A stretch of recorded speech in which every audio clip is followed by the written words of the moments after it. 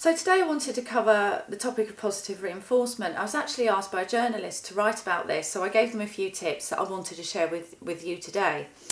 And the idea of giving constructive feedback, positive feedback, that positive reinforcement, it's actually used a lot in schools and parenting, and obviously in the workplace. So, and I remember actually when I first started leading and managing teams that I had a really good relationship with the teams that I worked with, but I remember one team member actually saying to me, "Do you know what, Sarah, it's great when you give me this feedback, but it needs to be more specific." And I learned a big lesson there, and that very much dials into positive reinforcement. So positive reinforcement is about the ongoing recognition of what people are doing at work, how they're performing, and there are different ways of doing it.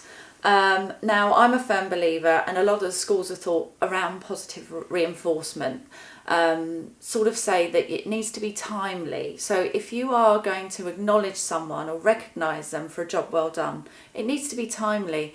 So when something's happened or they've done a good job, then make it timely. Make it, within the time that this thing has happened, whatever it is they've achieved.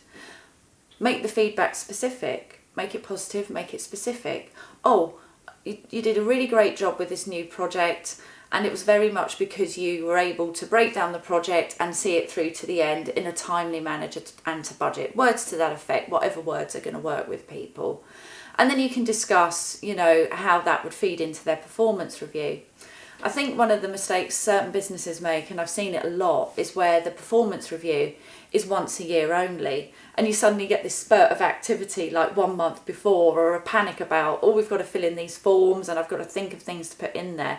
That's not really an effective performance management system. It needs to be continuous. So timely, specific, and continuous.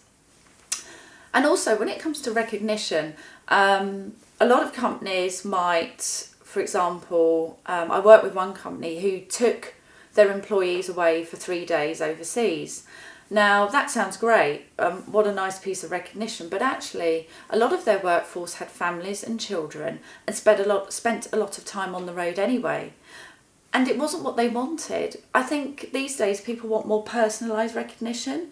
That could be flexible benefits, a day off, doing something, a charity or something around social contribution. I think sort of sheep dipping everyone with the same recognition doesn't always work. So it's about making things specific and personal to the person that you're dealing with. And lots of companies are embracing this now, and it's working really, really well in terms of choosing the kind of recognition you want and mixing up what you call spot recognition, on the spot recognition, with more longer term recognition. So that's happening more and more.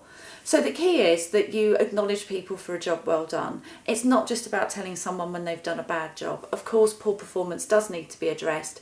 And again, using those techniques of making it timely, specific, having an adult to adult conversation is important. So I hope you found that useful. I know it's something that came up a lot in my career, and it comes up a lot in the press. So I wanted to share those tips with you. If you need any further information, then get in touch with me.